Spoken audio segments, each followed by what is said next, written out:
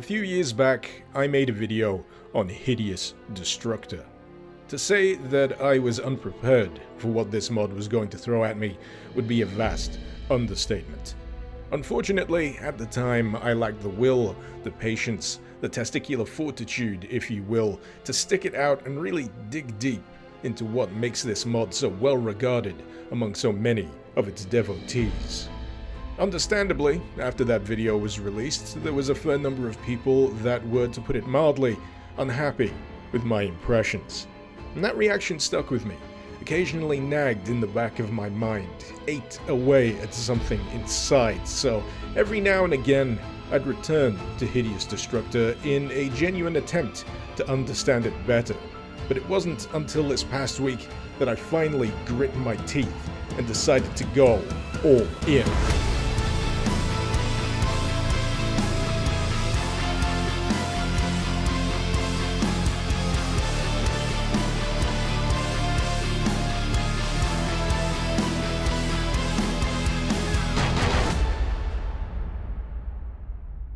So you might be wondering what it is exactly about Hideous Destructor that gave rise to its fearsome reputation. Well, I guess a good place to start would be describing how it feels to play.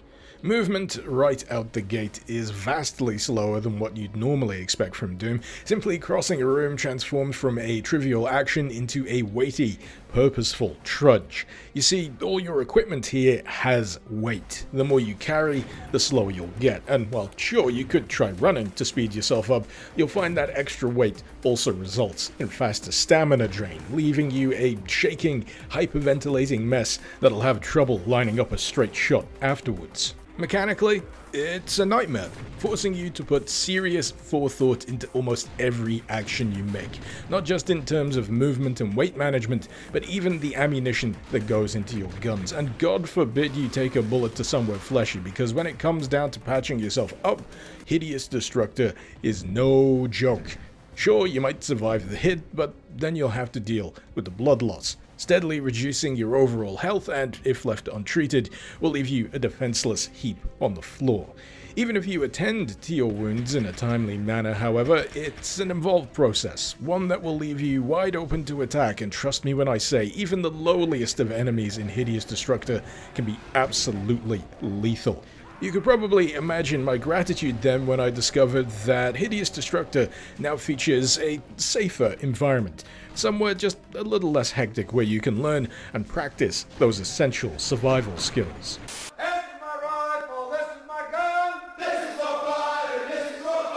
So BOOTCAMP is essentially the best possible primer for you to ease yourself in, if anything about this mod were easy, into the Hideous Destructor rhythm. Almost every aspect of Hideous Destructor that you'll need to know is broken down here in each of its clearly labeled sections. Personally, I'd recommend starting off with movement and fire. Fire as in what to do when you're engulfed in it, which can occasionally involve stripping naked, and movement-wise almost always involves violent shaking of the mouse. After that, climbing, which is a deceptively useful ability to take advantage of when it comes to cheesing your way around troublesome situations. Not to mention a section which stresses the extreme importance of taking care when doing the whole descending thing, because believe it or not, gravity hates your shin bones. In short, either learn how to fall properly, or learn how to use the goddamn ladder. Stamina and encumbrance is a section that'll teach you the finer points of why exactly you're hyperventilating and dry heaving after lugging heavy equipment across the room. It'll also teach you how to effectively check that value in particular, and of course, how to make it lower. Pro tip, try dropping the heavy things. Another section here that I'd say is absolutely essential is the medical and damage types section. A fair chunk of time in Hideous Destructor, at least for anybody starting out, is going to be spent patching yourself up after blundering face first into an unfortunate situation. You might wonder how exactly you'll be able to tell when you'll need medical attention, what with the armor sometimes taking hits in place of your body. Well, the blood steadily pooling on the floor is usually a telltale sign. That said, it can occasionally be difficult to spot if the immediate area itself also happens to be a bloodbath. Thankfully, that's not the only way to divine a deteriorating state of health. The color of your status bar in the middle of the HUD, for example, is usually a dead giveaway, and if you are in fact suffering from a wound, treating it isn't quite as simple as just simply using a medkit. No, first, you'll need to strip your armor. And for that matter, anything on top of the armor. Backpacks, for example.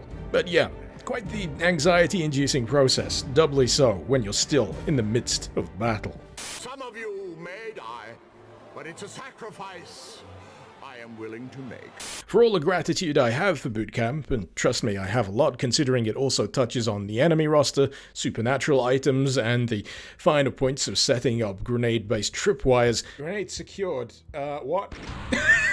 Nothing quite beats heading out into the field and getting some hands-on battle experience. My first taste of action post-bootcamp was via a map set by the name of Mars War. Typically regarded as a fairly newbie-friendly map, up to a certain point, Mars War kicks you off in some eerily empty close-quarter confines, allowing you to get a feel for checking those corners with lean, and allowing you to take pot shots through the window at roaming enemies outside. In terms of loadout, of which there are many here in Hideous Destructor, I was rocking Contractor. As for my reasoning, well, it starts you off with a Slayer shotgun, and haha, big shotgun go boom. Despite going through boot, however, I'd say it took a fair degree of time to fully acclimate to my loadout. This one, for example, features a backpack, and I didn't quite anticipate just how awkward it can be to simply retrieve, store, or even browse items. If there's any solid advice I could give on this particular front, it would be to set and learn those keybinds, because even beyond this, you'll be using a whole load of them. I'd say that the biggest hurdle I had to overcome during this opening map was right near the end, where I unfortunately took a few bullets to the fleshy bits. So naturally, I try not to panic. I try to remember my training. I get somewhere safe, strip off the backpack and armor, equip the oh shit, the med kits are still in my backpack. What if an enemy comes around the corner? Oh shit, oh shit, oh shit. How do I take something out? Am I bleeding? Yep, still bleeding. There we go. Oh god, that is an unpleasant process. Just gotta wait for the shakes to wear off, and now I just need to peek around the corner and I'll get shot again. We're good. So from that little sequence alone, you can probably get a decent taste for just how even a relatively placid level such as this can suddenly turn into a panic-filled ordeal. Probably the worst thing you can do to yourself in Hideous Destructor is assume that you have everything on lock, that everything has clicked, that it's no big deal, because all it takes is opening the wrong door and taking the wrong enemy lightly to absolutely comprehensively ruin your day. Overall, I got about 3 maps deep into Mars War, and if there was anything that the experience taught me, it was that I still had a mountain of things left to learn. That, for example, a telltale beep will signify the presence of a HERP turret, that I should probably take that as a warning before opening a door and getting a face full of bullets. Said face full of bullets, however, did make me aware of the incapacitated state that Hideous Destructor provides, allowing you to have a last-ditch attempt to save your own life and replenish your blood before trying to get back and salvaging the situation. Have I mentioned the barrels yet? Yeah, blowing them up is a bad idea now, because it also unleashes hell energy, which, believe it or not, can res gibbed enemies. Speaking of resurrection, there's also this tiny variety of imp that can res them too, and oh boy, I picked up a blur sphere and weird shit is happening, enemies are catching fire, and oh god, these little bastards can comprehensively go So I took a few days out to percolate, process the experience. I mean, I'd done better with that one run of Hideous Destructor than I'd ever done before, but even then I was still hungry. I just wanted to do a little bit more. So I did what any normal sane person would do, and decided I was going to do a complete run of Doom 1 Knee Deep in the Dead on Hideous difficulty. Of course! Having assimilated what I could from the Mars War attempt, I decided to mix it up a little with regards to my choice of loadout. This time, I was going to take advantage of the Infiltrator class. Infiltrator certainly starts off heavier than the Contractor class. No backpack here to leverage weight, so most movement is going to be slow and methodical. As for the level, you'd expect Hangar to be a fairly easy introduction as far as opening maps go, but then you realize that this is Hideous Destructor you're playing, and this door opens up in full view of at least 3 enemies with a clear shot of your face. This was a level where I also discovered that mimics are a thing. A mimic got me? There's mimics? Turns out some barrels are smarter than your average tin can and can in fact shoot projectiles at you. I also discovered that marine enemy types are an absolute ball ache to deal with when they've got distance, cover and accuracy on their sides, and holy shit, imps can be absolutely jammy sons of bitches sometimes when it comes to their fireball throws. Now you might expect the final rim of Hanger here to be a complete pain in the backside, considering that Splody Barrels is somewhat disincentivized here, but they can still be your friend if you save them for a last gasp break for the exit. So yeah, didn't spend an inordinate amount of time getting through that one at all. Certainly boded well for me completing the episode sometime between then and the heat death of the universe. Anyway, my attempt at following Map Nuclear Plant managed to start off in a freakishly good manner. So good, in fact, that I actually forgot to spike a few bullets in suspicious corpses, because something that I learned during Mars War was that just because enemies are down doesn't explicitly mean they're out. Yeah, there's no remedy for overconfidence, quite like corpses coming back to life and suffering the occasional third-degree imp burn. Have I told you about the mag manager yet? Oh boy. Nothing like the feeling of slamming a long silver bullet into a well-greased chamber. So, mags in general turn out to be quite the important resource for you to manage during the course of a Hideous Destructor run. It even turns the act of simply reloading into a much more premeditated act than a simple, unthinking button press. See, if you hit reload before the mag is empty, you lose the remaining bullets. Even worse, if you're too hasty with the reload, giving it a tap instead of a hold will discard the mag straight to the floor. This is bad because you no longer have a mag to fill with bullets, or even switch to if another one runs dry. You see, ammo isn't just typically found lying around in any given Hideous Destructor run. Instead, you will most often be harvesting it from enemies. And different enemies will sometimes have different weapon types featuring different magazines. But if it's the same ammo type, you can empty out the bullets and then redistribute them into a workable, usable magazine. What this means is that best practice during the course of Hideous Destructor is running your mag dry, holding reload to make sure it goes into inventory, and then when you've got some spare time, using the mag manager itself to redistribute partial mags or spare bullets back into full mags. You've also got to make sure that the mags are ordered correctly, because sometimes you can find yourself getting stuck cycling empty mags and you won't be able to shoot anything in the middle of battle. Oh, and depending on the type of bullet itself, they can sometimes explode if you handle them too quickly. Oh, and certain mags have DRM that stop you from loading what should be compatible mags across different weapons, because reasons. But then you can force them, but the consequence for that is the ammo counter glitches out and you get a message telling you to go fuck yourself. Anyway, it won't surprise you to learn that I hate the mag manager with practically every fiber of my being, and I tried my damnedest not to use it for as long as goddamn possible, but honestly, if you want to keep on shooting with your favorite weapon, you're gonna have to keep hold of those mags. But not too many, because they'll weigh you down. Oh, and I haven't even mentioned the whole scavenging what you can out of partials you can find in enemy guns, which, by the way, requires its own extra pick-up, unload, throwaway cycle that, quite frankly, makes my eyes roll into the back of my skull, and overall, you're just gonna have to deal with it. So, where was I? Ah, yes, now I remember. Ah!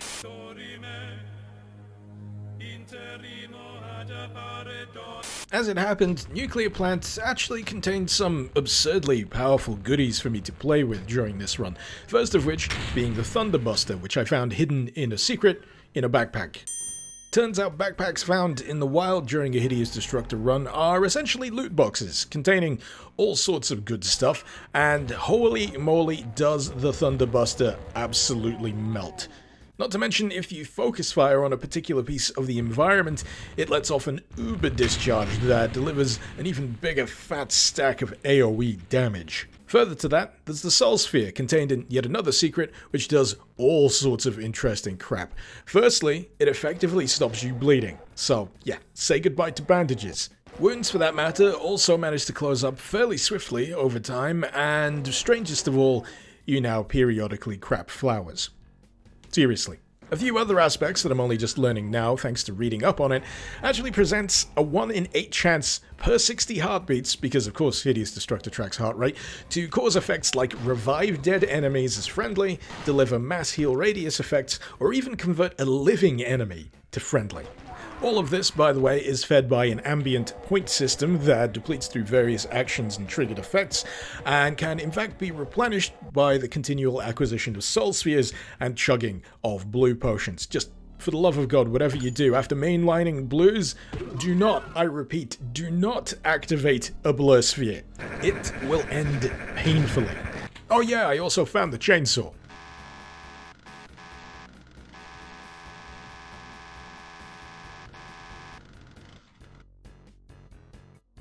Art. All things considered, Nuclear Plant went deceptively well. The maze section, which I was dreading, turned out to be a relative breeze, and the small room before the end, entered via elevator and featuring imps on high ledges, wasn't too much trouble at it. I said wasn't too much trouble at it. It wasn't that much. It was a little bit of trouble, okay? It was a little bit of trouble. All credit to the DERP for getting me out of that particular situation.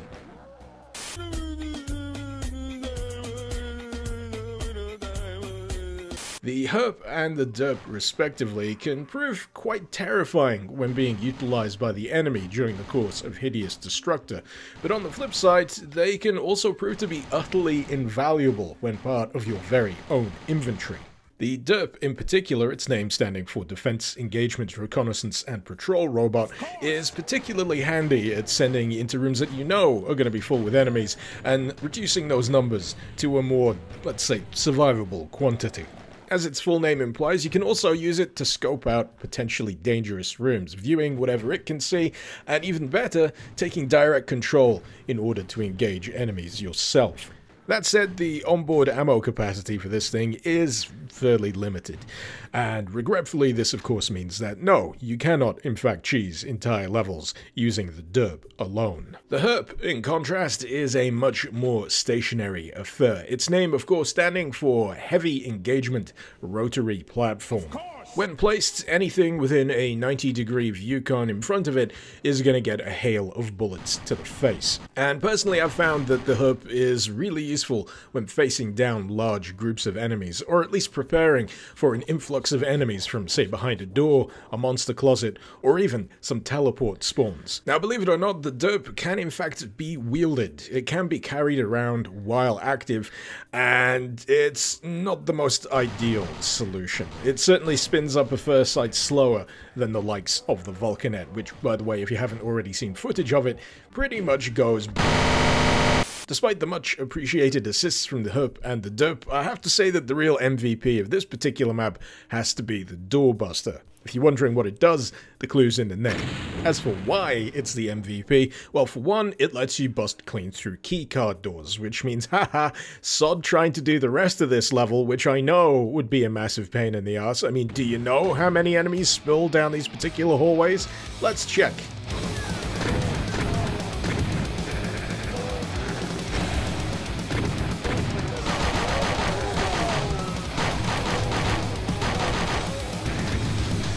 So, yeah, sod that. And honestly, this is where the secret sauce of Hideous Destructor, in my opinion, comes into play, because for all of its pretense of toughness and just being mean as all heck, there are some really, really effective ways of cheesing levels. Provided, of course, you're rocking the right loadout. I don't think anyone's going to be cheesing anything playing on the likes of Naturist. I get a feeling that the brainwashing is taking hold.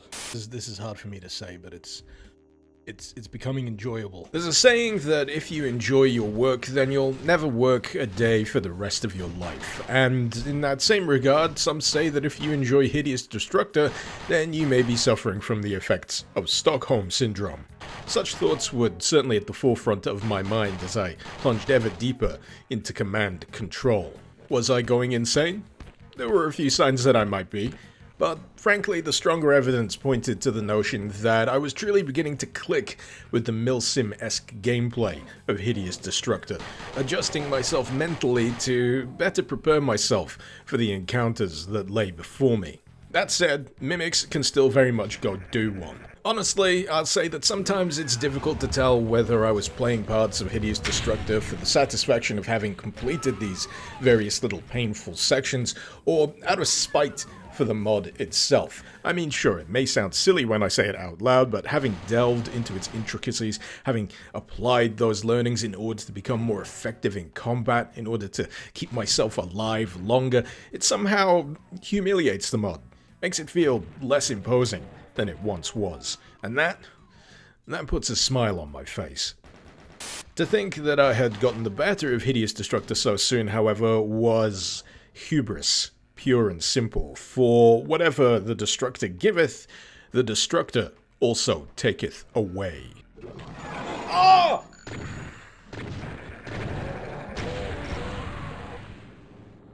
To say that Knee Deep in the Dead ramps up somewhat from Command Control onwards would be somewhat of an understatement. Higher concentrations of enemies crammed into trickier, less forgiving environments. And let's not forget to mention sightlines. Long corridors and open spaces where, if you're not careful, opportunistic enemies could easily land their shots. Truth be told, from here on in, the rest of Knee Deep in the Dead is all about maintaining focus and discipline.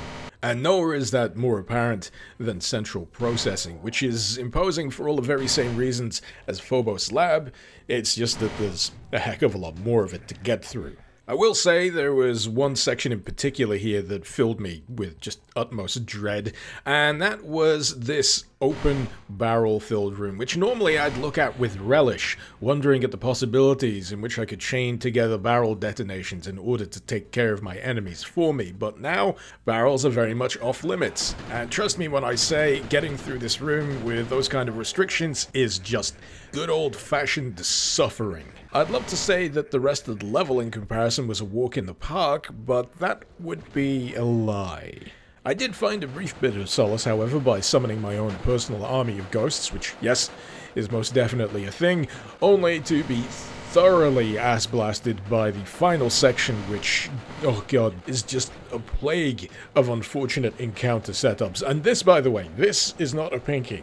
This is a ninja pirate, and ninja pirates like to fake you out repeatedly with their own death, and as a result can thoroughly, unequivocally go Computer Station was never going to be anything other than a complete and total slog, as is befitting of a penultimate map on a Hideous Destructor run. Kicking off with one heck of a bottleneck in this opening lobby section, I found that the HERP, while useful, is still very much slave to its placement. The fatal flaw in my plan here involving it simply being too far forward, whereas if I had dragged it back into the room, I could have had it take advantage of that very same bottleneck. Something that proved to be tremendously useful, however, during the course of this map was the fact that I've got a fair degree of familiarity with it.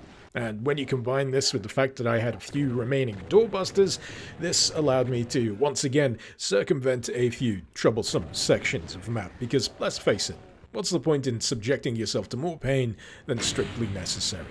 By the way, yes, I am aware of the inherent irony of saying that when I am in fact playing Hideous Destructor to begin with. And so begins the long, dark ammo shortage of the soul. This last section of map probably ended up taking me over twice as long to get through in comparison to the first few sections. The main issue, as it has been many times before here, is sightlines. There are just too damn many of them. You've got the long corridor to the front, you've got the room to the right, and you've got a longer sightline to the left, which intersects directly with the final room full of high-grade marine-type enemies. It is a box full of feral cats, and someone has been shaking it. But yeah, this was probably the part of the episode where I fully got to grips with the mag manager. I've been able to scrape by without having to fully delve into its intricacies, but this was where I needed to figure out how to organize my mags and stack them so I wasn't constantly loading empty mags back into my goddamn gun. It's also where I had to make sure I had a stocked up HERP, because yes, you can in fact replenish the bullets in this thing once it runs dry. The only thing I guess you have to watch out for is it's also powered by a battery, so if that runs out, you kind of, I don't know, bug it. Either way, I was gonna damn well need it once I popped the door leading to the exit. Oh, and I also managed to bag myself an auto-shotty. Nothing really to visually signify whether it is or isn't auto-shotty, you just have to make sure you pay attention to the fire modes available, because, believe it or not, shotguns here can also be fired semi-auto, with the only requirement being that you make sure you rack that first shell. Anyway, I made it into the last room, crawling on hands and knees to the very end, and all that was left was Phobos Anomaly. If it bleeds, we can kill it. Now I know what you're thinking. How hard could it possibly be? Phobos Anomaly is not a particularly complex map, it doesn't require any keycard collection, and it's pretty much a straight shot from the beginning to the boss arena where you'll face off against that pair of barons. But lest I remind you, this is Hideous Destructor. And as you can plainly see, I'm currently being gnawed to death by these tiny little pinky bastards, also known as babuins. I hate them! But really, when it comes down to it, the core of Phobos Anomaly and Hideous Destructor is all about prep work, making sure you are in the best possible position to succeed, or at the very least, cheese your way through that final boss encounter. And of course, when it comes to the subject of the barons themselves, they're a little different from your usual demonic stomping cow creatures. There's a few, let's say, complications. For one, they are shielded. They are surrounded by a magical energy barrier that you need to bring down before you can actually inflict damage against them, and from what I can tell, it recharges. Secondly, they are also resistant to explosives, meaning that one of my genius plays of just showering a shitload of IED explosives around the place was pretty much doomed from the start, but hey, at the very least I probably had an opportunity to take out some troublesome ninja pirates, which I once again comprehensively and unequivocally state can go. In fact, the only real weakness that the barons have when it comes to breaking through that shield is apparently 9mm ammunition, and thankfully I had an SMG and a Vulcanet at hand, and a HERP turret, which could hopefully deplete enough of it for me to finish the job. Now, I'd love to say that all of this trial and error eventually resulted in a very elegant solution, allowing me to bring down those barons in a satisfying and effective manner, but that would be a lie. If anything, I got lucky. Attempt after attempt after attempt, finally coalescing into one singular situation where there weren't any of those pesky ninja pirates in the way to catch bullets instead of the barons, where the turret had free reign to lock on and just plug away at that energy shield, and eventually bring one of them down, completely unfettered, because, as it happens, the other baron had mercifully managed to get itself stuck. So, half the job done, I finally mustered up the courage to face the sole remaining baron with everything I had left, only to get stuck in one of these goddamn coffins, these goddamn specters, goddamn ninja pirates, which I goddamn hate. So anyway, I managed to survive. Yeah, I was surprised as well, and on my tentative escape from the coffin, I was swiftly cut down by Baron Balefire. But guess what, motherfucker? Icarus remembered to quick save.